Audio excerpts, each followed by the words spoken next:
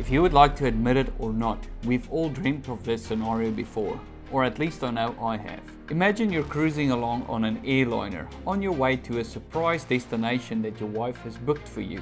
You know where you have taken off from, but you have no idea where you are going. Suddenly, the air hostess makes an urgent announcement. Both pilots are stuck on the toilet due to food poisoning and they need someone to land the plane. You slowly look back and forth in the plane and realize that no one is raising their hand.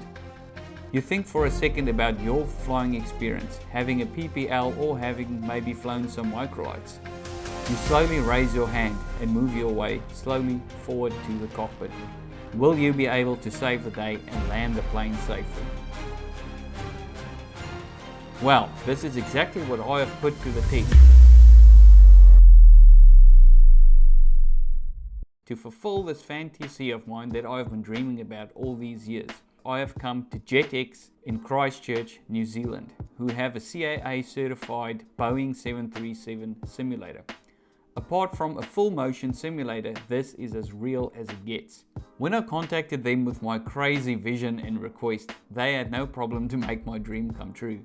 My instructor for the day was David, a former Air New Zealand captain on the Boeing 777, 787, 737 and Airbus A320. He's also a former air traffic controller. The plan was that Dave would set up the sim at an unknown location before my arrival. The only thing that I would know is that we have departed from Christchurch. I would walk into the sim with no briefing beforehand and no knowledge of the aircraft. Then, with the help of ATC, Dave will talk me through landing the plane over the radio. To use this, we set up a WhatsApp call. Dave was in the other room with the radar screen to see where I am, just as real air traffic control would. After my landing attempt, Dave gets in the cockpit with me and we do 2 approaches and a takeoff from the beautiful Queenstown airport here in New Zealand. I also had a chance to interview Dave, as well as Mike Pero, who is the owner and brainchild behind Jetex. I've put time codes and chapters below for you to easily navigate. Now let's see if an average single engine VFR PPL pilot like myself can land this plane. After this, you will know if it will be of any help having a PPL or lesser pilot on board your next airline flight. Let's see how it goes. So here we go. Alrighty. Doors closed behind me. Right, everything's rolling. Right, so this is a very unfamiliar environment for me. I've never been in a situation like this before. So I guess I know the captain normally sits on the left seat. My first thoughts are I don't want to do any sudden moves to mess anything up. The aeroplane is flying itself as it is. My first step will be to try and figure out how the seat works to sit properly. Well, maybe we can ask that once we've established contact.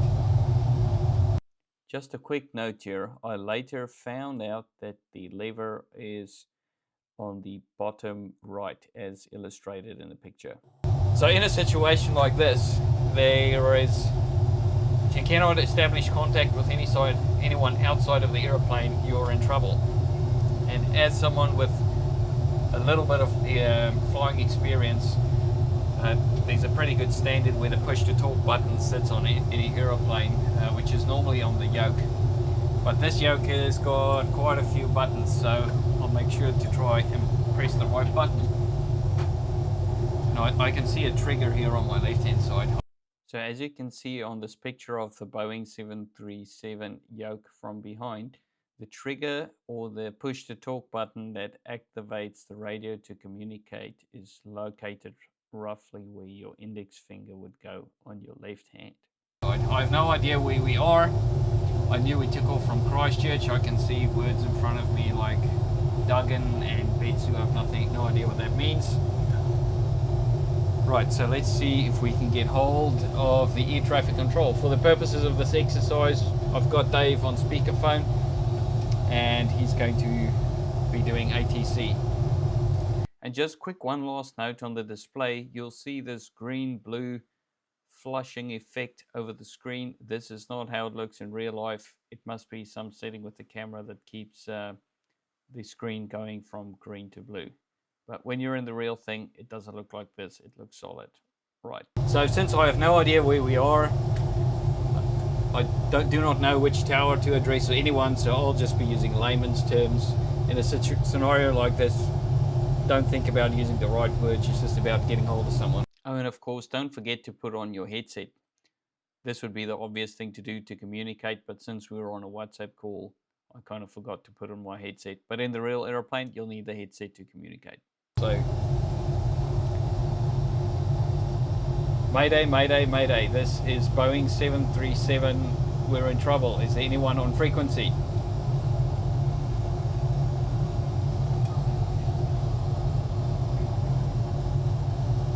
Are you there, Dave? Oh, you're very... Right, let's try that again. Mayday, Mayday, Mayday. This is Boeing 737. We've got an emergency situation. Is anyone on frequency? Boeing 737, this is Auckland Centre. How do you read? Auckland Centre, Boeing 737. I read you 5 out of 5. We have a situation. Both pilots are incapacitated. I'm a passenger behind the wheel. I need help to get us on the ground safely. Boeing 737, roger. Well, just can you tell me where you are and what altitude you are at? Right, so I'm going to establish, looking at the primary flight display, Auckland Centre, this is Boeing 737, we're at 25,000 feet, and I can see words on the screen like Betsu and Duggan, and we're heading 351. Boeing 737, roger. I can identify you on radar. Stand by for a moment. We'll have a bit of a think about what we're going to get you to do and get you to land safely. I will reach out and find a experienced pilot to come and give me some guidance as well. So you're doing fine at the moment. I understand. Perhaps you could just help me out on the primary flight display. There are some words across the top. Can you tell me what they say? So this is an aircraft's primary flight display, or PFD. What Dave is asking for is the words on top of the screen in green. These are called flight mode annunciations, and it's part of the flight mode annunciator box. They tell the pilot in what state the auto throttle and autopilot is when it comes to roll and pitch. The very left box is auto throttle, the middle is lateral navigation, and the one on the very right is for vertical navigation. Yes, on the very left, I've got Foxtrot, Mike Charlie, Sierra Papa Delta. In the middle, I've got LNAV. On the right-hand side, I've got VNAV and path. The aircraft is at the moment turning left to right by itself. Understood. That's what I think should be the autopilot's in command, and you're okay for now. You're tracking up towards the north. We'll leave you doing that for a minute, and then we'll work out how we're going to get you back to Auckland, where the weather's quite nice. Stand by. B737 standing by. Should I squawk 7700? Yes. Now the transponder on the 737, I think, is in the middle of the flat panel to your right-hand side. Okay, I can see transponder and with 4 digits. Yes. Set that to 7700. Roger.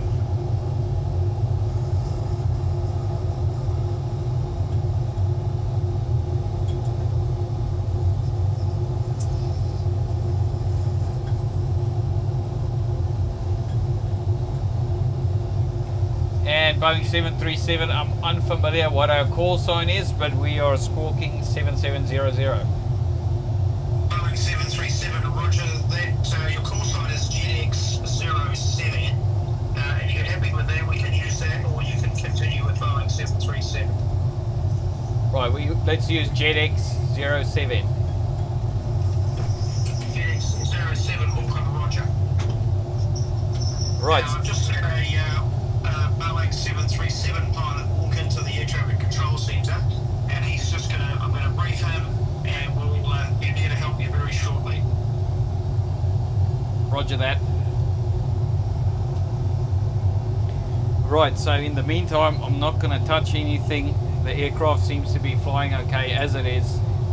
While I wait for the pilot to arrive, I'll just look around and familiarize myself with the cockpit. And probably put on my seatbelt once I've figured out how the seat works. Ah, I found a lever on the side here.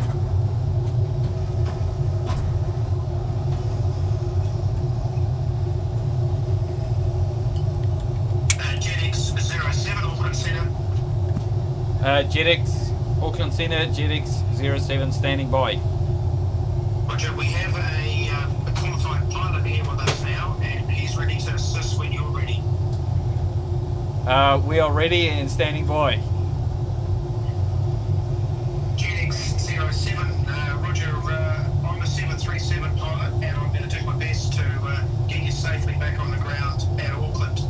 What I think the best thing we can do is keep the autopilot flying the aeroplane, and I'll talk you through how to program an arrival back into Auckland, which is about 50-60 miles behind you at the moment, and the weather's quite nice there, so we should be able to get you back in there okay. You okay with that? Yes, sounds good. Alright, so by your right knee, you'll find a keypad and small computer screen. Yes, I see that. Alright, on the top row of words, on the top row of buttons, there's one called RTE. Can you see that? Stand by.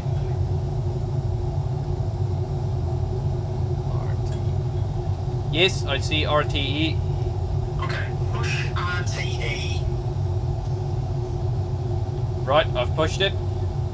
Okay, now with the keypads, with the letters, I want you to type NZAA. Right, we'll type NZAA with the letters.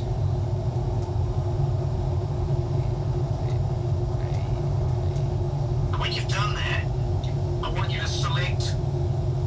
Sorry, before you go, I'm going to explain something. Beside the screen on each side, there are 6 buttons which have just a white dash on them. Yes, I see them. Okay, I want you to push the top right-hand one, which currently has the text next to an NFFN, and we're going to replace that with NZAA. Go ahead and do that. Okay, I'm pressing NFFN at the moment, and it's replaced it with NZAA. Excellent. And there should be a green light next to a button which says EXEC. Yes, I see the button. Yes, I see that button.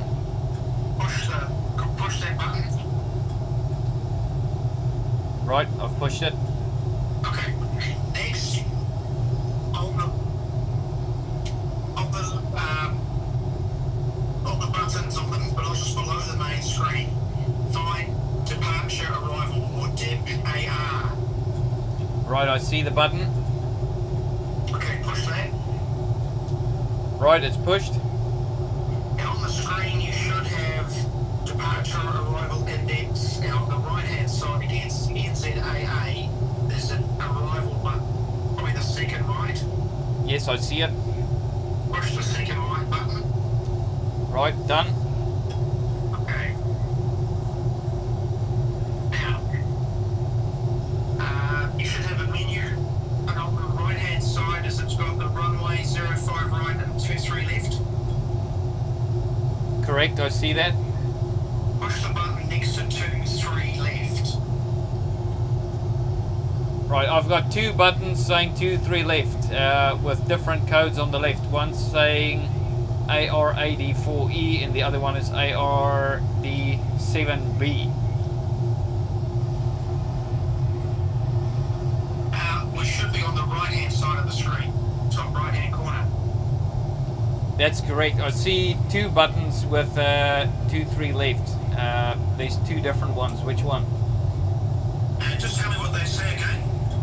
So the first one is ARAD E4E and the second one is ARAD7B. Oh, okay. I think you're looking on the wrong side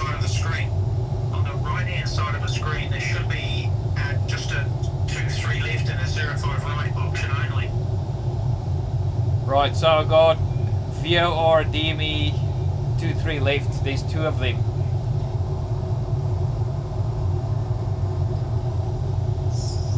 Stand by.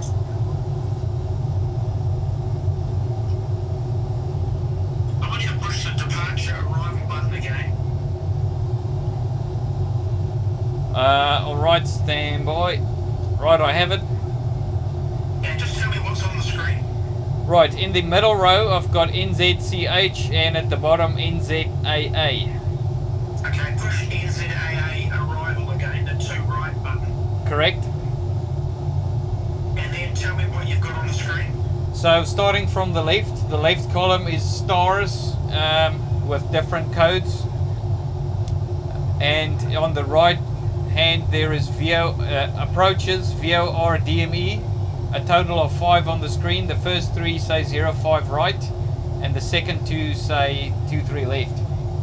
Okay, so in the list of buttons down on the list of text buttons, Yes. what's the next page? Next page. Right, yeah, I've pressed that. And you've got some more lists, more options? Yes, the very top I've got another 23 left with different, another 23 left, and then ILS, 2 ILS 05 right and 2 ILS 23 left. Okay, push the ILS 23 left one. Alright, any one of the two? Yes. Right, I'm pressing the top one. Cool. Now Right. in the left-hand column, Yes. we're going to find an arrival. So you need to push the more button, sorry, the next page button again. And we're looking for an arrival called XOP9 Alpha.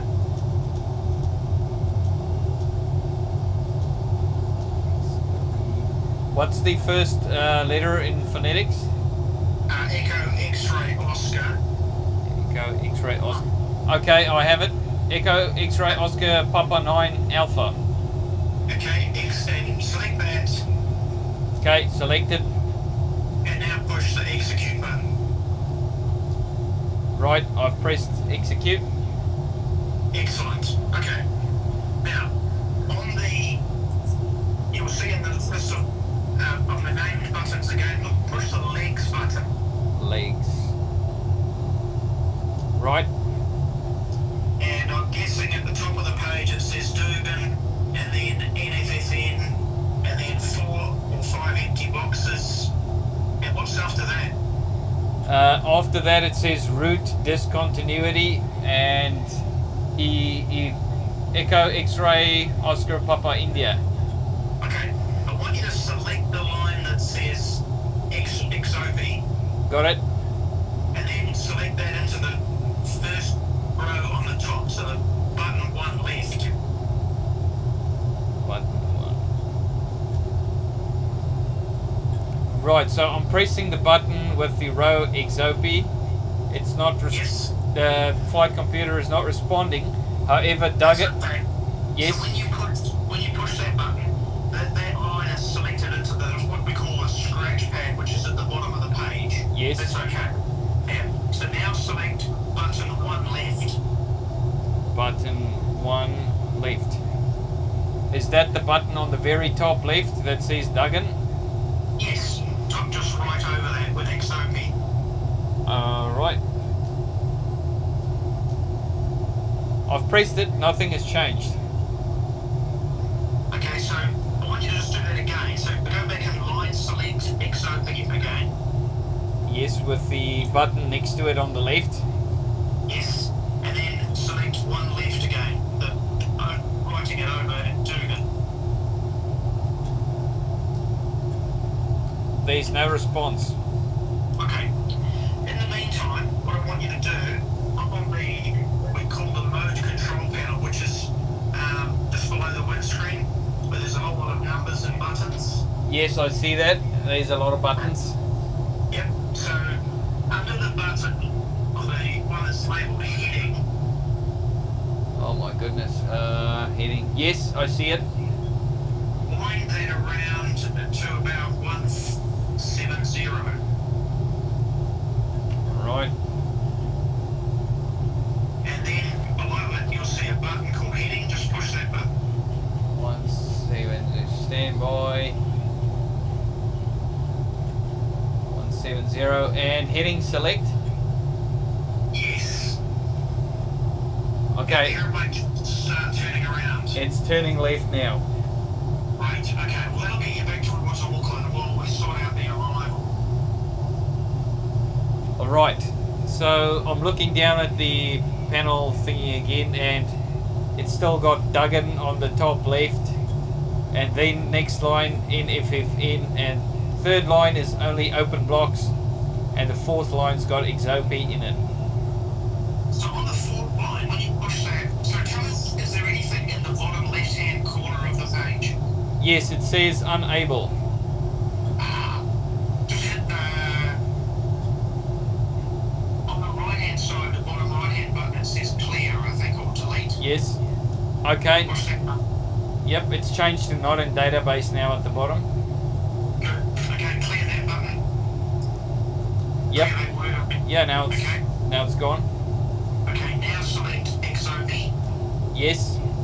and go back to one left, right it over to you. Okay, we're on the next page now. It's taken it. Alright, now you should have the option to push execute. Execute, right. I've pressed execute and Exopi is now in purple. Yeah. Alright. Once the turn's finished, we'll select LNAV, which is one of the buttons next to heading, but we'll just wait till the turn's finished first. Okay, just stand by for a second. Yeah.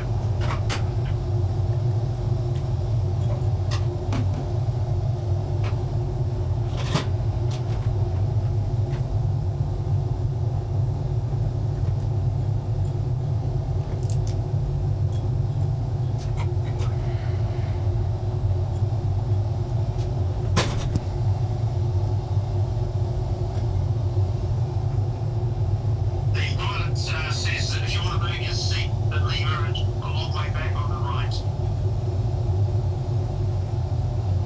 Right, I'm back with you, Dave. Right, what are we doing? Okay. Now, I want you to, so on the legs page again. On the legs page. Legs. Yeah, got it. I got legs. Now, XOP still at the top of the page. Yes. Okay, I want you to select XOP. And then, again, push one left again. So you're pushing it twice, really. Okay, it's now not purple anymore, and the letters MOD is now highlighted in blue. Roger, push execute. Yes. And now push the LNAV button up on the dashboard. Next to heading. Alright, so we're back up on the... what am I looking for? LNAV, which is right next to where you zoom into heading. It's just to the right of the word heading. Right, I've got it, I've pressed it. And the aircraft is turning towards the left. Oh, that's excellent. And what is your name? My name is Roland. I am a private pilot with no IFR experience. I do have a basic understanding of aviation, but no, I've never been in the cockpit of a Boeing 737 before in this capacity. Between us, I think you're doing very well, so just stay cool. We'll work this out and we'll get you and all your passengers back on the ground in Auckland pretty smartly. That's excellent. Rob, I'm telling you, on the primary flight display, sorry, the one to the right of that, which is called the nav display, you can see XOP. Can you figure out how far away you are from XOP? It looks like 116 nautical miles. Roger, okay. So there's no hurry to descend, but as we get a bit closer, we'll start to descend. Understood. Now, to the right of where you selected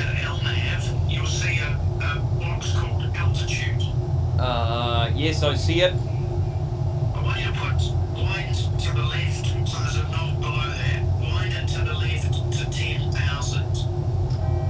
Oh, there's noises now. That's okay. There was an audible noise. I'm not sure what it's... It just tells me that you've changed the altitude. It's okay. Okay. I got a bit of a fright there. Yeah. Now the airplane should still be in level flight at 25,000. That's correct. Yeah, the altitude is not changing. Alright, and on the nav display, if you look from the triangle that represents the airplane, look forward, and at some point there should be a T/D. Yes, I see that. Right, so when we get to that point, the airplane should automatically descend. Alright, understand. Okay, now just relax for a minute. I'm going to think ahead and we'll work out what else we need to do. Understood.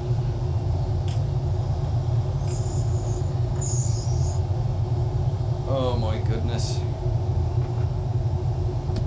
Whew.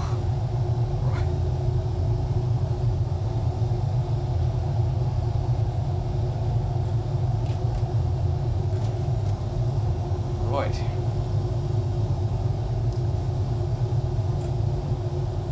Auckland Centre, Jetex 07.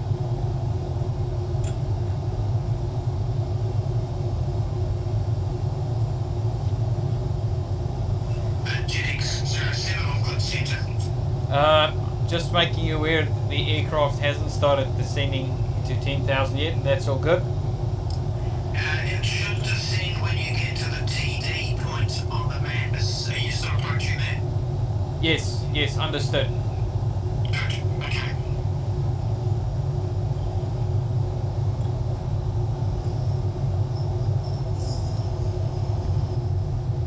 Jetex 07 Auckland. Auckland, Jetex 07, go ahead. Roger. You should be about to descend very shortly. Understood. Okay, now let's set up for the instrument approach in Auckland when you're ready. Okay, I'm ready. The descent is now started. Oh, good. That's great. Thank you. Now, on the main panel, behind the throttles where you found the transponder, in fact, we're looking for the nav, which has frequencies on it. And the one we're looking for is the BOR ILS. Can you find that? Just stand by.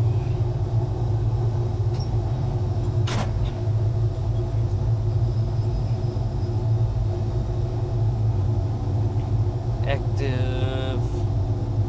It's the second box back on the left-hand side, and it's called nav. Oh, right. Yes, I see it. I've located it. Roger. So we're going to set up for the ILS approach runway 23 left, and for that we need the frequency 109.9 in the right-hand side, which is on the standby numbers. Please repeat the frequency. 109.9. Right, that's already dialed into the standby box. Roger. I want you to push the TFR button, which is between the two frequencies. Right, I've pressed it and the frequencies have now switched. Excellent, thank you.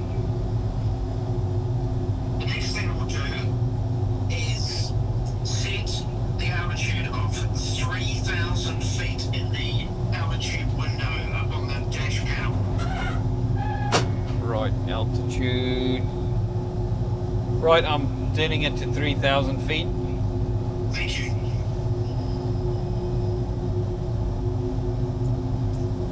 And 3,000 feet is set. Thank you. Could you go back now to the top of the primary flight display, the one with the artificial horizon on, and just read me that line of words again, please? Right, on the top, on the left-hand side in white, we've got ARM. In the middle, we've got LNAV, and on the right, we've got VNAV PTH. Excellent. That's really good. So that means that the autopilot is controlling your path, the LNAV, lateral navigation, and it's also controlling you vertically, so it will descend you to 3,000 feet. Right, Dave, am I going to need to hand fly at some point? What we would like you to do is use the autopilot as long as possible. Right. So, to that end, the weather's quite nice in Auckland. We'll use the autopilot to get you to the instrument approach, the ILS. So that'll set you up on about a 10-mile final. And as we approach that, we'll put the flaps and gear out.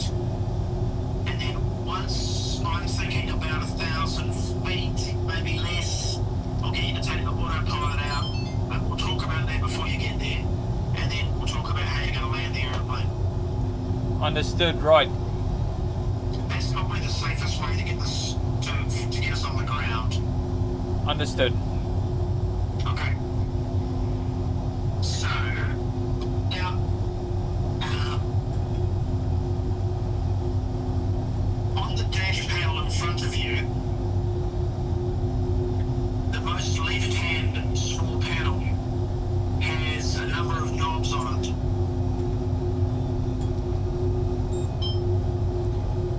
Right, is that on the top below the windscreen? Yes, it is. Yes, I can see on the very left there's a little panel with a lot of dials and buttons. Yes. So the bottom right-hand one of those, I think it is, has it's your range selector, so you can change the range to let you see a bit more closer data on the screen. Alright, so which button am I turning? I've got one labeled CTR and the other one TFC. And stand by. I'm looking at a big picture.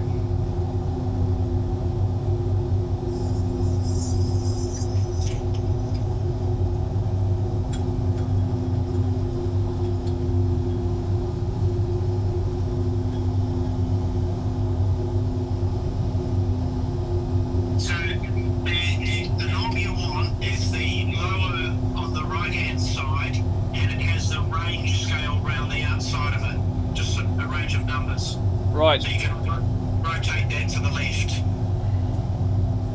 right, I can see it changing on the nav panel, nav screen. Great. Okay, thank you.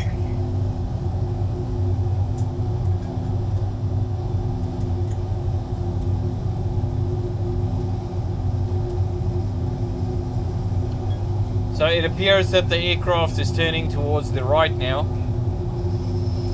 That would be correct, yes, as it continues the arrival. Right, how far out are we at the moment?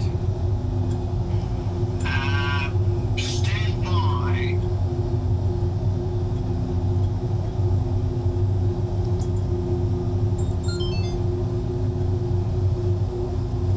About 50 miles approximately. Okay, understood.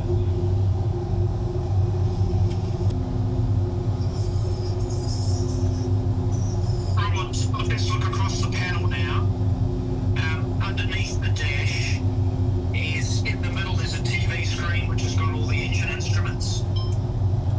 Yes, I can see it. Okay, to the right of that you'll see a lever which is the undercarriage lever. Yes, I see the undercarriage lever. Alright, so later on, when I ask you to put the wheels down, that's the one that you're going to pull out slightly and push down and then let go of. Okay, Right, so we don't need to do that right now. Towards the rear from there, towards the back of the aeroplane, you'll find to the right of the throttles the flat lever. to the right. Yes, I see a lever with a flap button on it. Yes, that's cool. And later on, I'll ask you to lift the flat lever up and move it back initially to 1 and then to 5 and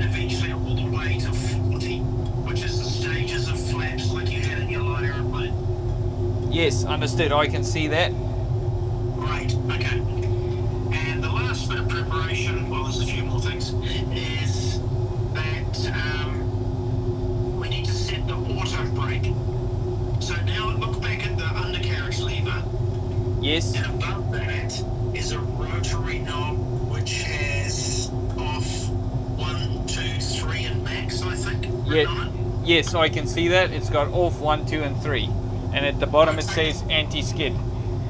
Yes. Rotate that knob around to the maximum, which I think is 3 or max. I think it says max. Okay, I got it to max. Great. Okay. Now the last bit of preparation is we just need to change the altimeter. So back up on that knob where you changed the range. Yes. Just above that and to the right, so that the higher right-hand knob, on the end of it, I think it says STD. Yes. Push STD. Right, I pressed it. Great. I don't know what it did though. You're now working with area QNH rather than standard altitude, but you don't need to worry about that. It's okay. Okay. It's good. All right. Okay. Right, now how fast is the airplane flying now? We're sitting at 284 knots indicated. Okay.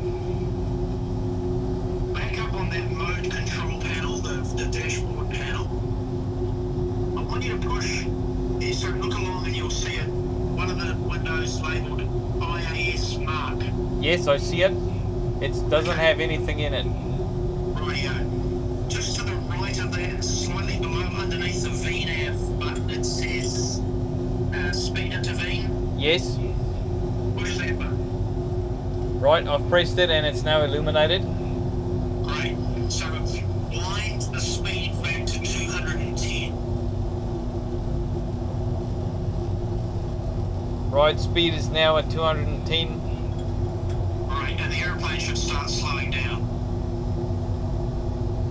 And it appears that the throttles are all the way back. Good. Okay. Right, so we're about 10 miles from the instrument approach. We should have you on the ground in about 10 or 12 minutes. Airplane's slowing down, so we're getting ready for the landing. So, the next button I want you to push is further over to the right, under LNAV, is Vorlock, and below that it says approach, APP. Yes, I see it. Push that button. The approach one. Yes. Okay, I've pressed it. Okay, now go back to the primary flight display and tell me what those words say across the top of the screen. Okay, the very left we've got ARM, in the middle we got LNAV in green, and below it B/Charlie Romeo Sierra, and on the right we got VNAV and SPD next to it with GS at the bottom. Right, okay. So back up on the mode control on the dash panel. Yes. The first one you'll see is course. Just say again. The first screen you'll see on the mode control panel on the top panel is course. Yes, I see it. Change that to 231. Sorry, 230. 230. Yep. Yes. Alright, we've got 230 in. Now tell me what the words say across the top of the screen again. On the very left, ARM, in the middle, LNAV, and at the bottom, B/CRS, and no, it's just changed now. Everything is in green now. On the left, we got MCP, SPD, in the middle, VOR, LOC, and on the right, GS. Phew, that's really good. Okay. We've now broken out of cloud and I can see the ground. Oh, lovely. Okay. I want you to put the gear down now. Alright, so pull it to the back and leave. Yes, and down. Right, it's down and we've got, just waiting for everything to go green, we've got 3 green lights. Right. Okay, now let's flaps to 5. And line indicated airspeed back to 170. Right, indicated airspeed is now at 170. Great, the airplane should keep slowing. Right.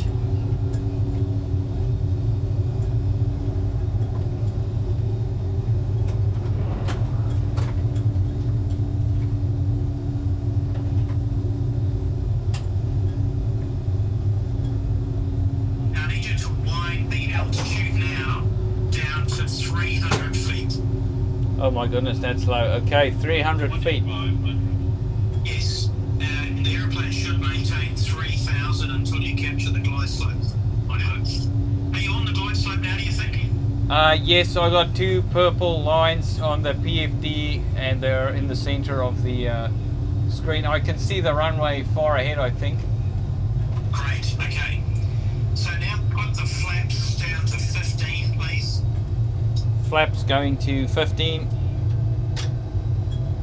And wind the speed back to 150. Speed. Where's the speed? Oh my god. Right. Up on the dashboard. Right. We got 150. Just confirm what should be in the course box. 230 or 231. Oh my goodness. I think I might have wind. That's at 170, but I've got the runway visual in front of me. Okay. Let's go through all the flaps now. So put the flaps down to 40, all the way to the bottom. Right, flaps 40. Yep. Set the speed to 145. Right, speed is 145. Okay. Right, are you getting ready to fly the airplane? Okay, I'm getting ready. Okay. So, on the control column where you've been talking to me with the push to talk, there's a button that sticks out to the right, and that's the autopilot disconnect button. Right. Is that on the right hand or the left hand? Left hand side of the horn. Right, I see it. Push that twice and look out the window and fly this airplane like you used to fly your low airplane. Alright, how do I know the autopilot is off? And it'll squeal at you. Alright, it made a squeal. Great. Okay. Now, that's really good. Now, just before we land, I want you to put your hands on the throttles. Right, my hands are on the throttles. Are they automatic at the moment? On the end of the throttle is a button. You can, just before we land, I want you to push that and then pull the throttles back to idle. Okay, so no throttle input at the moment. Correct.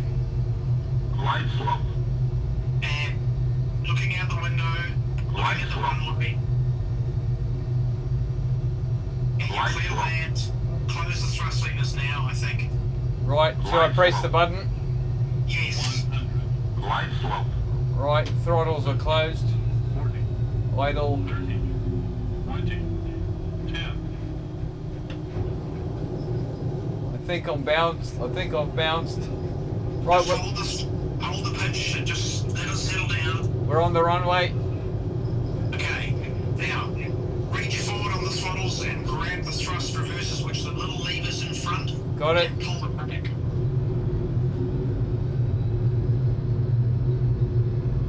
And you're steering with your feet now to keep it in the middle of the runway. Understood. Right, the aircraft has come to a stop. Okay, wow. Welcome to Auckland. Oh my goodness, thank you. How do we shut this thing down? Let's shut it down on the runway. Okay, so just push the thrust levers back to the forward again so that the airplane's idling. Right, thrust levers are slightly forward. Yep, and just behind the thrust levers on the closer to you is the parking brake. I want you to pull that back and set the parking brake. Alright, I've pulled it back and there's a red light engaged now. Fantastic.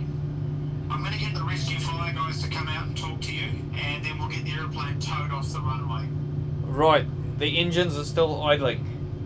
That's okay, we'll leave them running. Right, understood. And that concludes it, I think. We've made it.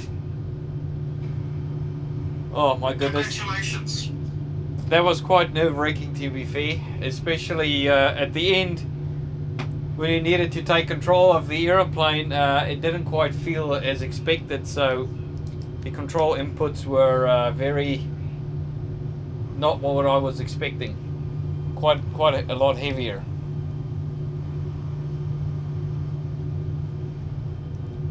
Thank you very much, Dave. Cool. That's cool. Shall I shut down here? Yeah. Right, let's try that again. Rightio. Right, so you're going to talk me through the takeoff? Or? Yes. All right.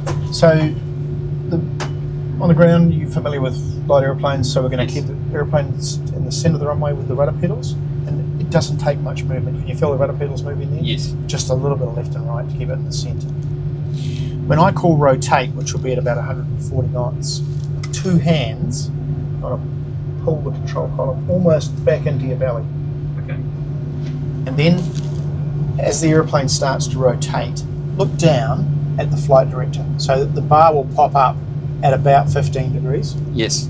That's our initial pitch attitude. The reason we need to look at the flight director is that as the nose comes up, you won't see a thing.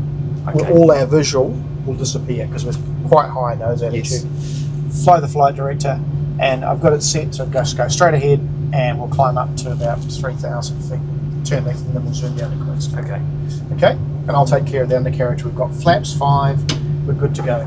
So, happy? I'll manage the thrust as well. Yes. All right, here we go. Right, can you just put record on your... I think I've done it. Yep, okay, we're all good. understood. Right, I'm ready. Okay, do you want to clap or anything? Sorry? The takeoff's that good. Oh, really? Right. Here we go. So your feet for a start, just to keep it in the centre. Yes. Oh, I can feel the vibrations. Yeah, it's Speakers amazing with no are motion, pretty it good. still vibrates. Yeah. So are the rudder pedals this sensitive and the real thing as well? Yes, Which and as you get is faster, like- they're less. You need less and less to keep it in the middle. Yes. Thrust is set. Airspeed's alive. Check. So am I just checking the runway, you're checking the speed? Correct. You're the visual man, and I'm looking at instruments and checking everything's okay. And I'm watching the speed and rotate. Okay, now look down. That's good. And you can ease off the back pressure as it goes. That's good. Excellent. Gear up. There's around 15 degrees. And then we'll go up a little bit more just to maintain our 170 knot initial climb speed. Right, am I still in control? You are in control, yep. All right. So the pilots always fly the takeoff. Maybe not the landing, depending on where you are. Yes. All right, let's accelerate now and we'll retract the flaps. So I'm winding to the flaps up speed of about 12 knots. Right. So the pitch bar will now go down. If you follow that down, the aeroplane will slowly accelerate. I'm flying towards the pitch bar, Yes. so it's showing I should pitch down. Yeah. And I should have told you before, but the nose of the aeroplane is that little black box with a white rim around it. Yes. So you put that across the bar. And you can come slightly left as well. Just say that again. You push down further, so we want to set the box over the understood. over the line. Yeah, okay. So the line's running through it. I got it. Like that? Yeah, a little bit further. That's it. Good. And then you could go turn to the left slightly, Yes. and that'll pick up the Right. heading bar. So the flaps, I'll put the flaps up now as we accelerate. Through the flaps up, and we'll climb at 250 knots, which is the standard speed below 10,000 feet.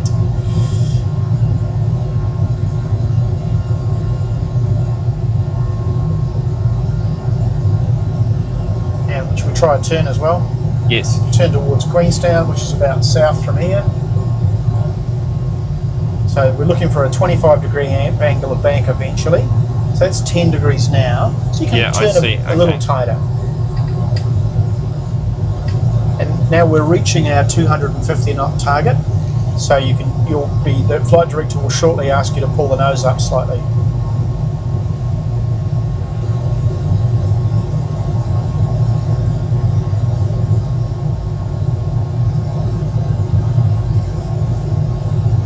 nearly on our heading, so you'll be asked to roll out shortly.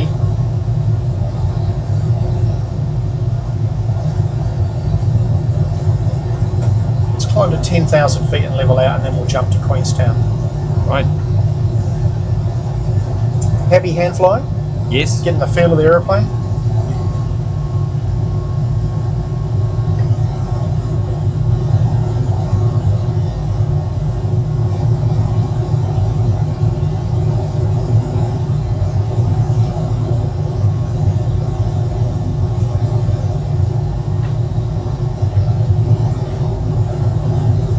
Course, is that a heading? Are we flying heading or course at the moment? Heading at the moment. Heading. Just to get us pointing towards the south, and then I will, once we get to 10,000 feet, I'll jump us down to Queenstown.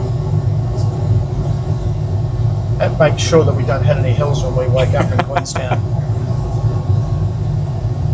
What's the highest peaks down there? About 8,000, 7,000 or 8,000. Flown into Queenstown for quite a bit over the years, probably. Yes, yeah. It was, one of the places I was most... So I'm levelling off, or the aircraft is... You are. I'm levelling the off. The flight director will tell you what to do. Oh, okay, cool. Yeah. And then the auto throttle will reduce the thrust as well. So 300 feet to go. So start pushing forward now. Yes. We don't want the passengers rising out of their seats. So keep pushing. Just follow just doing it gradually. Flight director down. Yep, it's good. That's pretty good. Only 100 feet out, that's really good. And then you'll need to just raise the nose again slightly now. As the thrust comes back, because the engines are hanging below the wing, when the thrust comes back more than a light aeroplane, the nose will drop. Oh, I can sort of pitching it up. Yeah.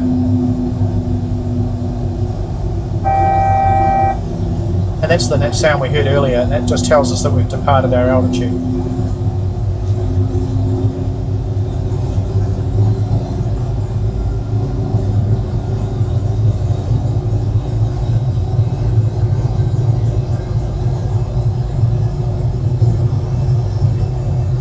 Just check forward again there. Now the flight director's about to move. Telling us to pitch, level off. You can go as fast as the flight director moves. Okay. Yeah, it's going to take care of it. So it won't create a negative G situation. It'll there you go. take that into account. Put the autopilot in for you now. Okay. Okay, autopilot's in command. And when I was asking you earlier to read these, yes, this tells us what the autopilot's doing. So mode control panel speed, 250 knots. Heading select, so we've got the heading up there, and altitude hold. Okay. Cool. All right, let's jump to Queenstown. Right, so here we are in Queenstown. And let's take the flight directors off now, because if we're not using them or manoeuvring more visually, we'll often turn them off. So they're not providing duff information. I'll just get the aeroplane settled down and you can fly us into Queenstown. Some snow on the mountains.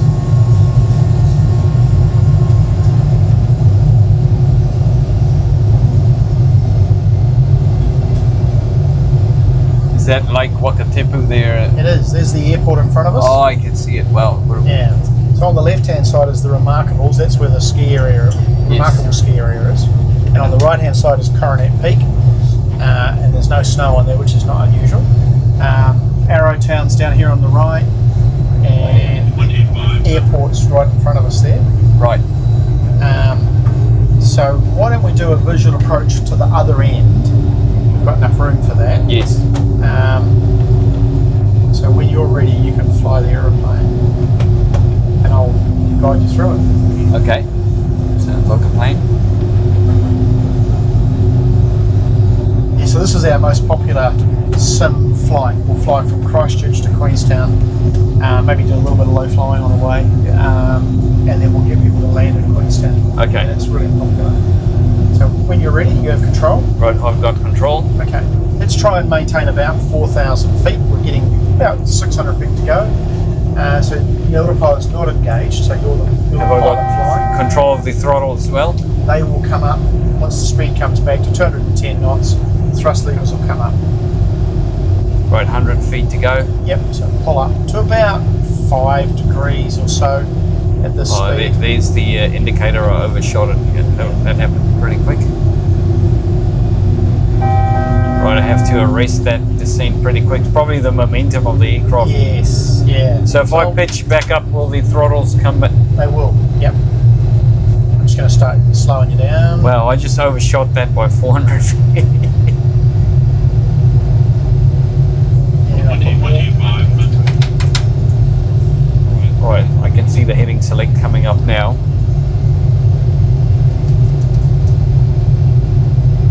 Right. Brakes on. Okay, so now we're going to fly out towards, turn left 90 degrees and fly out towards the lake over there. Right. So the unique thing about the Queenstown arrival is we do a figure 8 circuit. So we'll go around this hill here and then back around down the lake from the other end of the runway. I'm going to put the gear down as well. Right.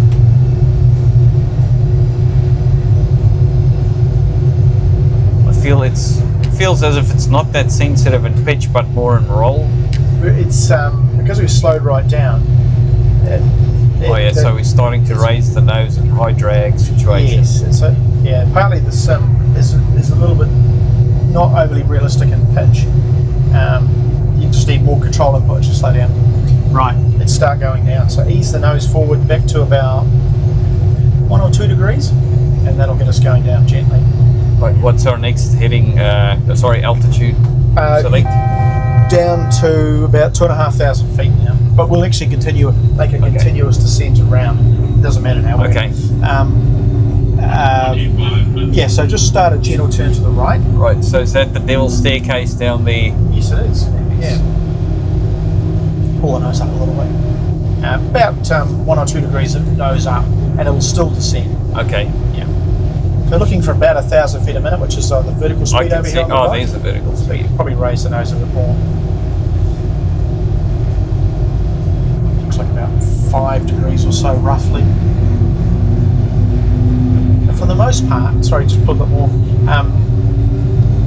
Now we want to look outside and use visual references. So bank angle's good. We're going to head for that peninsula over there. Yes. And in fact, we'll just hold this altitude for a little bit longer.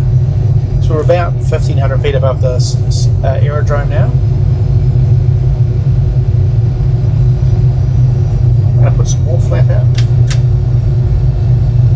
Right, so that should bring the pitch slightly downward initially? Yes. Just raise the nose a little bit more. Having said that, yeah, about there somewhere. And just roll wings level now. That's good.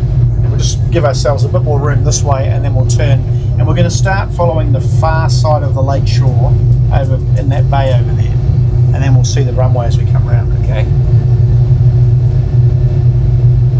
I'm going to give you landing. We'll stay with 15 for now. Lake Wakatipu, there's Queenstown CBD in front. We'll start turning to the right now, and we're going to follow the lake shore on the far side. If you're familiar with this area, that's the road that goes into town. I'll just hold the nose up as we go around.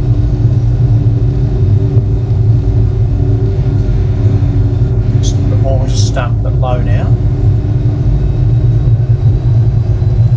The turning circle feels pretty wide. Yeah. The slower we go, of course, the better it gets. Now we're just going to follow this lake shore, and you can see the puppy on the side of the runway now. So we're low. Yep. Just fly this is happening here. very fast. I'm going to go full flap, and we'll get onto the glide slope pretty quick. So you can see the runway there now. So I'll let you line us with the runway, which is a bit further to the left still, and hold your altitude up. 400. Hold the nose up, I think, sorry. Out there somewhere. Looking good. And then we'll slowly, the puppy will turn to 2 whites and 2 reds as we get a bit closer. Yes.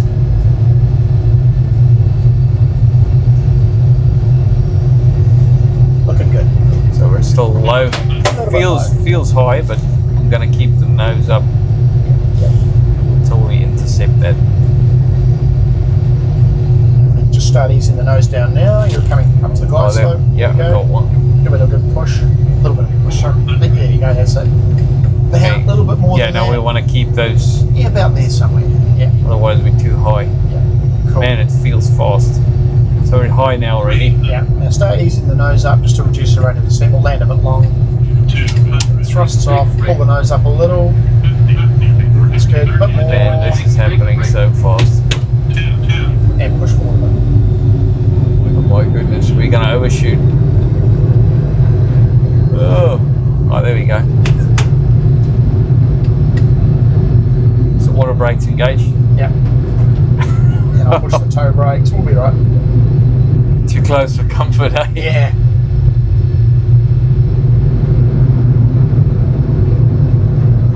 Look at that. Oh my goodness. So we'll do That it was again, a shall we? very high and hard approach. Shall we do another takeoff and landing? Yes, we can. Go to the end of the runway and turn around and line up. Okay. And I got the throttles. You've got the throttles. So just goose it a little bit, not so much as that. And once it starts to move, you can back off a little bit. Right, we're moving. So just go straight ahead down the centre line. When we get to where it says 2-3 upside down, Yeah. turn left 45 degrees, go to the edge of the runway, and then hard right.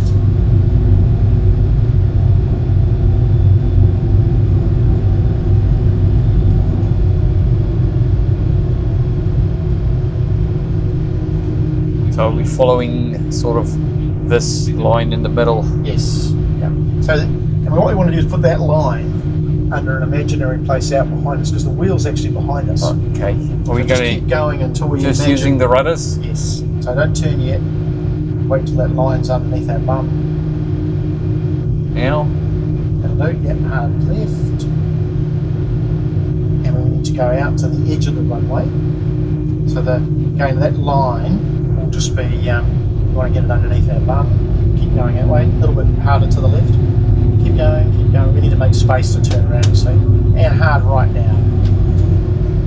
That's good. And I just hold it until we line up with the runway. A little bit of, yeah, that's use differential throttle. If we just go lose our momentum there.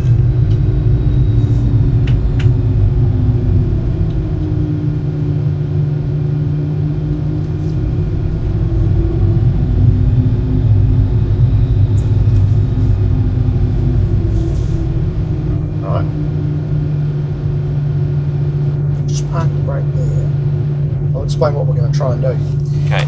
So the circuit height's 4,000 feet. We're at 1,100, 1,200 feet right now. We'll take off. This is runway 23, and there's a hill on the way. So about 2,000 feet. We'll start a left turn, and we're going to do the reverse of what we've just done. Okay. So around behind that hill, climbing up to 4,000 feet, and then we're going to go over the lake over here, which is Lake Hayes, Yes. out towards Arrowtown, and then we'll start descending with gear and flap around behind a hill over that end, back around and land on this runway. Okay, so this way, that way, turn around, come back. Yep. This Like is a the figure of 8 sort of. famous figure of 8 circuit in Queenstown. Okay. You can imagine why we have to do this. For terrain purposes? Because if we did a left circuit, there's a big hill over there. Yes. And this is still the circuit for jets today. Oh, okay, that's yeah. interesting. I didn't know that. Yep. I do a bit of spotting and plane spotting. Sometimes there's a hill over there by Alpine helicopters where I go sit with my camera and watch airplanes. Well, we used to be able to do visual circuits and that here, and as it's got busier, there's not so much, and it's unusual. About half the time when I was last there, ATC would let you do a visual circuit if you had to go around. Now, more likely, you're going to do the full mist approach, which ends up at 10,000 feet up over Coronet. You can do it all again. And you might have one or two goes of that, and then you go back to Auckland or wherever you came from. Yep. So the visual recircuit is a much more efficient, cost-effective, but there's usually an aeroplane behind you, and they don't have the visuals. So Yes. you get a full mist approach. Right, try again. Okay. What else? Push that back on. So we will use the flight director for a start. Yes. And I'll turn it off when we get back up over here. So in a visual manoeuvring environment, we'll use that for starting, but really we want to be largely looking outside with just a glance inside. We'll stay at flat 5 the whole way around, and we'll probably end up flying at 107 knots. Yeah, this thing goes fast pretty quick. Things start running away really fast. Yeah. In the training in the sim, the first thing I do when someone went wrong was slow the airplane down. Yes, Give yourself more makes time, sense. more manoeuvring space and that sort of thing. All right. That makes sense. Do you want to run the throttles as well? Yes. So I'll get you to stand them up to about here, Yes. and then tap the toga button, and then the auto throttle will take over, and they'll go to full power. Okay. All right. And same, keep us in the middle. Right, are we all good to go? We are. I'll turn the brakes off. We're good to go. Park brake off. So stand it up halfway. Yep. Hear them spooling up, and tap the toga button. Excellent. Right, and the auto. Yeah, I'm going to turn the auto brakes Yeah, I was off. wondering about that. Right. So we don't need to run it up against the brakes or anything. No. This is the 5th longest runway in New Zealand. It's about 2,300 metres, something like that now. Right, airspeed's alive a long time ago. Yep.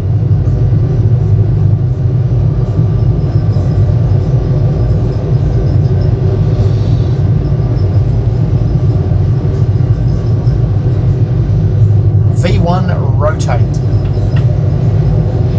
And look down to the flight director. It's good. Gear up.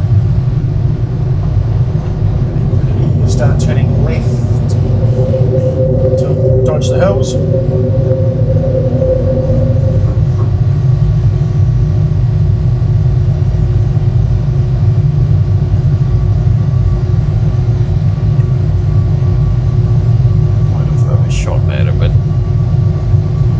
So do I just continue going left even though the flight director is saying... Roll the wings level now. And we'll just make a bit of space and then we'll keep going around. And you can come around now, and then we're going to level at 4,000 feet. Right, 1,000 to go. Affirmative, yep.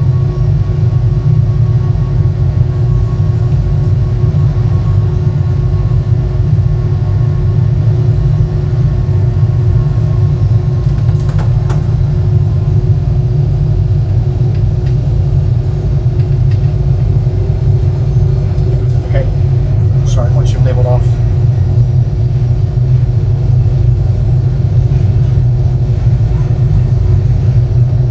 Cool. Now, look out the window as well now, so start bringing the visual into your scan. We're going to go through the gap between the big mountain and the little mountain. Remarkables and Deer Park heights. Just watch the nose there. So, if you're happy to hand fly, we can, or we can put the autopilot in. Oh, let's keep it hand flying for a while still. Yep. All right. So through the gap, and then we'll head up down Lake Hayes over there. You can see Lake Hayes. Now, I'm going to turn the flight director off now because updating it all the time is to the detriment of looking outside and flying the aeroplane. Makes sense. There's the airport down there where we just came from. And there's Lake Wakatipu. Oh, even on the simulator, it's beautiful. Isn't it? We got the remarkable from that side. Yeah. Right. That's the altitude. Yep. Just watch that. Hold the nose up. So down Lake Hayes. It feels. It sounds funny having the sound of the aeroplane coming down, but you're pitching up. Yeah. It feels a bit counterintuitive. When you hear something spooling down, you sort of instinctively want to lower the nose. And so that's what I was saying before. I haven't got the aeroplane here, but with the engines hanging so low, when the thrust comes off, the nose will pitch down. Oh yeah, so you'll have to hold back a bit. Yes. And you can get out of sequence with it. Not too careful. Right, let's start slowing down now. We'll go flat 15. We're going to land from the other way now. Yes. Okay. Brakes. Okay, looking good. So you can see Arrowtown in front of us now. Coronet Peak over there. And we're going to turn around to the right, around this hill here, and come back flying up the river. I'll put that out of the way now, because it's just...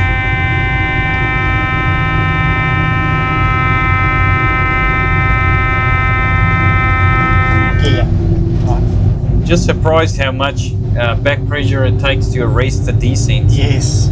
Yeah. Punch through that descent pretty quick. Start coming around to the right now, and we're going to go around behind this mountain here and in that valley there. Just a gentle descent, like 500 feet a minute. Right, we're right on it, yep.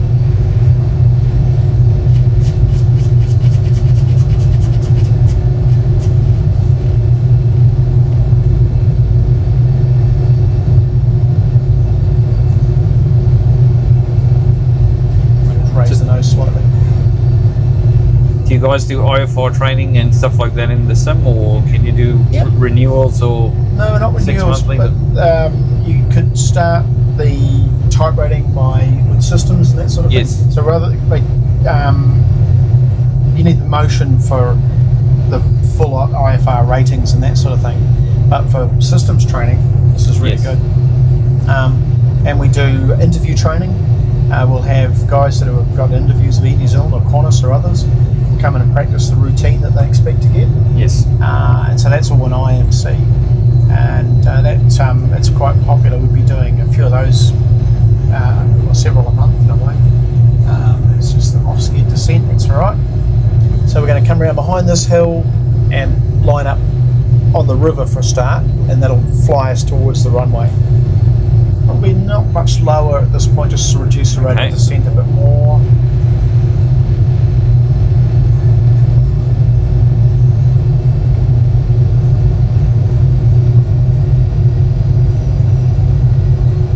I can see how things can get very overwhelming very quick if you're not used to jet momentum, the weight, just how slow things are to react because of the momentum, I guess. Yeah, some guys end up very lucky to get flying jets with 300 or 400 hours, but most people probably with 3,000 or 4,000 hours of other experience by the time they get that far. Let's go full flap now. And I'll set 145 knots for our reference speed. You're on whites, 2 whites, 2 reds. That's perfect.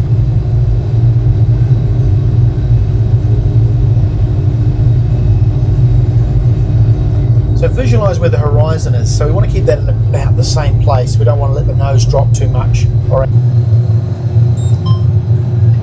right, so now we want to arrest that rate of descent a bit. Yep. Even more so. That's it. It's good. Come on. We don't want to end up in Lake Wakatepu. Yeah. You can anticipate. Like, you can ease forward again now because we're about to go a little bit high. That's enough. Oh, I can see that. Yeah. Yeah. So if I nudge the nose forward, will the auto throttle adjust for that speed? Yeah. And back off again now. Oh, because of that momentum will punch us through the bottom again. That's it. Yep. It's good. Look at that. It does feel a bit high, eh? But the poppy says we're fine, so. Yes. So no flare until I say so. About 10 feet. And flare. And ease forward. Oh, Sim's a bit prone to bouncing, sorry. We're still in the air right now. Yeah. There we go.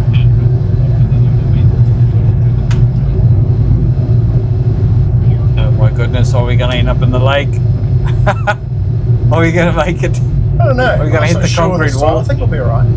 Oh my goodness. Whoa, that's too close for comfort.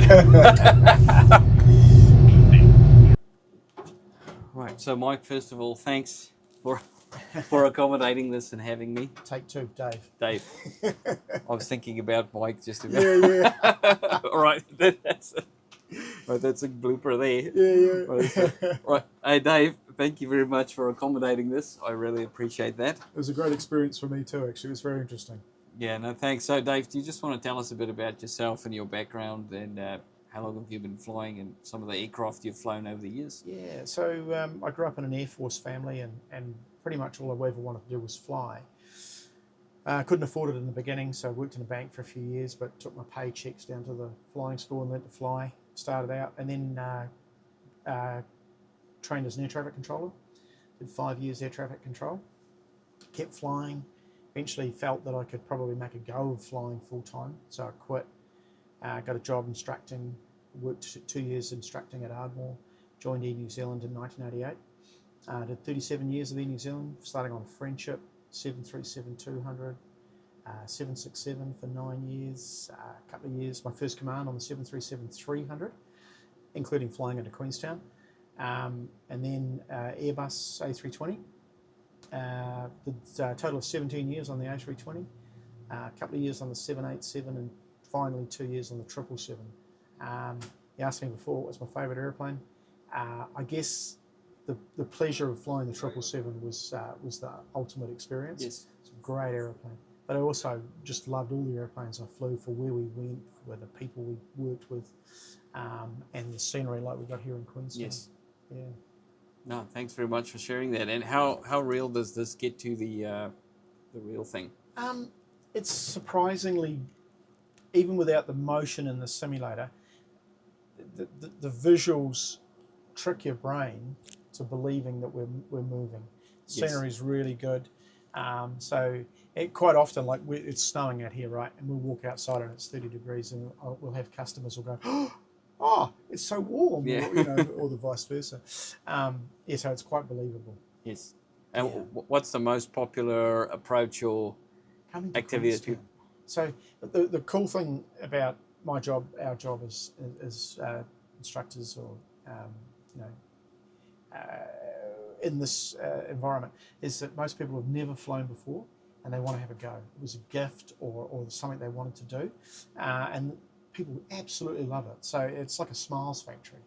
People come out really thrilled with what they've seen and done and achieved. So Christchurch to Queenstown is quite typical, and that takes about 45 minutes to an hour to get down Yes. here. Maybe we'll do a bit of low flying in the valleys on the way, or instrument approaches. People have different things they'd like to see. And from the start, where I have to really explain how to take the airplane off and fly it, by the time we get halfway to Queenstown, they got kind of a handle of it, and everybody I've flown with has been able to land in Queenstown, one of the more challenging environments in New Zealand. So that's pretty cool. I must say, I've found it very challenging, especially just how quick things happen and managing arresting the descent, just the momentum that the aircraft brings. And yeah, that runway does get short pretty quick once you get on the ground. Yes. So yeah. it's pretty amazing. No, thank you very much for accommodating my silly request. And I think that was I appreciate that. It was a real challenge for me, and I thoroughly enjoyed it. And I don't know if you probably felt the pressure in here, because I couldn't see what you were doing. Yes. But I felt the pressure as well. It was a good experience. So Thanks. Yeah, thank you. No, thanks. I appreciate that. Thank you. Thanks. It is really tricky for me to put an introduction to Mike Pero together that will do his reputation justice. However, Chirs Lynch from Chirs Lynch Media has done an amazing job at putting a really good introduction to Mike in his interview with Mike Pero. Chris, if I may, with your permission, play the audience this introduction. I'll link to his video. Please go watch the full interview on his channel, Chirs Lynch Media on YouTube. Right, let's go. He built New Zealand's biggest mortgage company and conquered real estate I set up 62 franchises across New Zealand. and became one of the most recognisable business figures in New Zealand. He didn't set out to become Mike Pero Mortgages. Quite the opposite.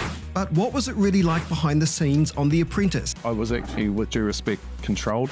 The number of times I said, "You're fired," they'd filmed that 30 times. And what was the family shock that forced him to confront his own health? It's not reversible. And we discuss his incredible new passion project for the city. For me, it's a gift back to the city of Christchurch. It will be a tourist attraction. Let's meet for coffee with Mike Pero. Well, I'm here today with Mike Pero. Known to most of you probably through the real estate. You would have seen Mike Pero driving around the countryside. But I've come in here today for a very interesting situation, which is the Boeing 737 simulator called Jetex. Mike, how do you end up owning a Boeing 737 simulator in your backyard? Well, that's a good question, Roland. It was a weak moment. The opportunity came up to buy it. I had, many years ago, 20 years earlier, I got involved in setting up the business that built them. So that's another story. But long story short, this was sitting in a container on the other side of the Tasman, and I thought, I got it offered to me, and I thought this sounds like something I should have in my men's shed, which is full of motorbikes as well. But yeah, and with a passion for aviation and having flown myself, I thought, here's an opportunity of a lifetime. So we set it up, and boy, it's been absolutely flat out since. Yeah, and how long have you had it for here in Christchurch? Operational? We've had this operating now, I'm just thinking back, it was just before COVID, so about 2019, so what's that, 6 years? And or just over 6 years now, so it's been going. Yeah, every weekend there's, we run 3 days, but we also now are doing a lot more commercial training for pilots that are on their way into an airline or got an interview coming up, getting ready to, so it's very realistic, and what they're most likely to be flying there, or part of their interview is at the controls of a Boeing, so this is ideal for that. Yeah, well, today I had a former and current Boeing pilot as my instructor, and I asked him, so how close is this to the original? And he said, well, it's pretty, from the, basically from the seats forward is exactly like you'll find it in the real aeroplane, which was really, it was really amazing. So typical use cases you've just explained to us, but how can people, is this open to the public? Can anyone just walk in here and come fly a Boeing 737 simulator?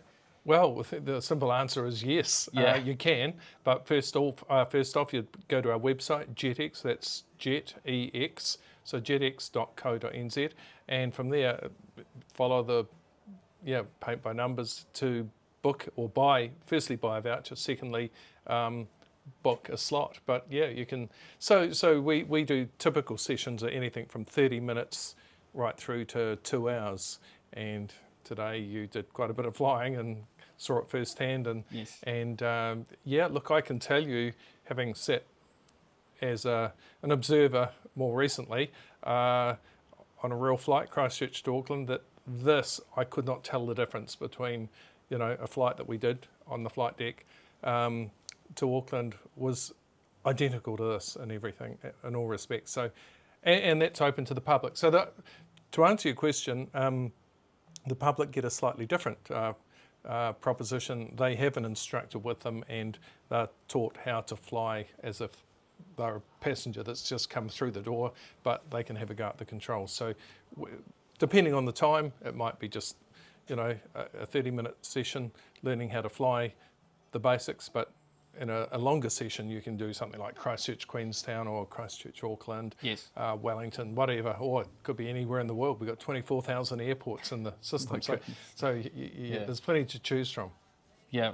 Well, from my side, Mike, thank you very much. From the general aviation public and the public, thanks for being the crazy guy who brings a real Boeing simulator to New Zealand so that we can have a go at it. And I encourage everyone to come have a go. Absolutely. Thank you. Good on you. Righto.